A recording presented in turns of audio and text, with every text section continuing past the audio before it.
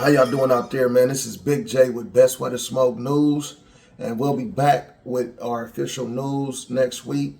But we wanted to report on this cannabis farm raid that took place on July 10th in Southern California. It was at Carpinteria, California. I hope I said that right. In Camarillo, California. These raids carried out by federal immigration authorities on Thursday, July 10th, 2025, resulted in the arrest of approximately 200 immigrants suspected of being in the country illegally. There were also reports of 10 immigrant children present on site. Protests and clash between demonstrators and federal agents occurred. Man, it went down. Though a lot of people, family members came out, you know what I'm saying, and family and friends came out to try to help or try to assist, to try to distract so that people could get away or whatever. Though people hid out in the farms. Some people was able to go hide far enough to where they was able to, you know, when the agents left, they was able to come out of there though, man. But it's a lot of things going on, and it's something that we all should be aware of, because it's not just happening with any kind of business and with anybody. It's happening in the cannabis industry now too though. And I don't know what the situation was with them kids, but hopefully that come out, man, and they get that resolved, because it shouldn't, you know,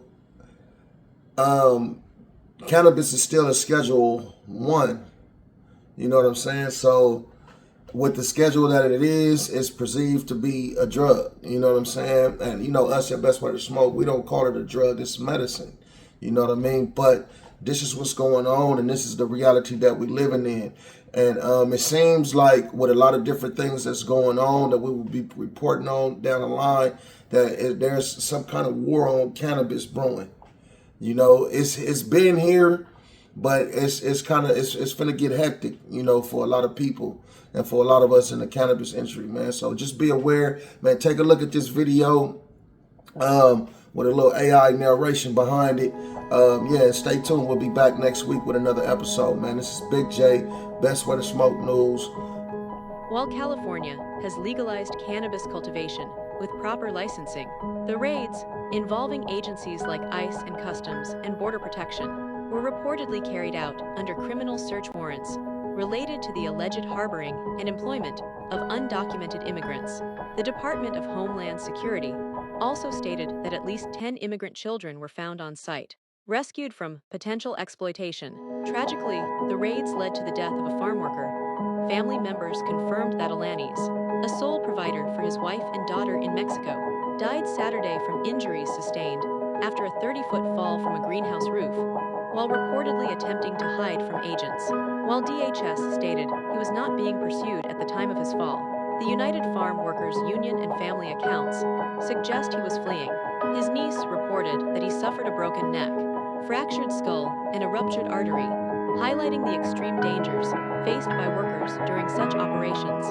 The raids ignited fervent protests outside the facilities, particularly at Glass House Farms in Camarillo, where hundreds of community members gathered to support the targeted workers. Federal agents, some clad in military-style gear, deployed tear gas and pepper balls to disperse the crowds, with reports of a protester allegedly firing a pistol at officers. This intense clash underscores the escalating tensions surrounding immigration enforcement in agricultural communities, where a significant portion of the workforce is often undocumented, and such operations can result in widespread fear, injury, and devastating human cost. Beyond the immediate human cost, the raids have sent shockwaves through California's agricultural landscape, extending far beyond the cannabis industry. Farmers across the state are already reporting significant labor shortages as immigrant workers, both documented and undocumented, are gripped by fear and opting to stay home. This exodus threatens harvests, raises concerns about food security, and highlights the precarious reliance of a vital economic sector on a vulnerable workforce. The long-term implications for California's position as an agricultural powerhouse could be severe, pushing farmers to consider automation or even relocating their operations. The legal fallout from these raids is also just beginning. The federal judge's temporary halt on indiscriminate immigration stops in multiple California counties signals a crucial, albeit preliminary, victory for civil liberties advocates. This ruling underscores mounting judicial skepticism regarding the broad scope and alleged racial profiling inherent in these operations. As lawsuits continue to unfold, they promise to test the boundaries of federal immigration authority and potentially set precedents for the treatment of agricultural workers and immigrant communities nationwide. For California's burgeoning legal cannabis industry, the raids represent an unforeseen and unwelcome disruption. While the Department of Cannabis Control has emphasized that the operations were not related to cannabis compliance, the association with federal law enforcement, violence, and tragic outcomes casts a shadow over the industry's efforts to gain legitimacy and stability. It also exposes the inherent tension between state-legalized cannabis and lingering federal prohibition, creating an environment of uncertainty for businesses striving to operate within the bounds of state law.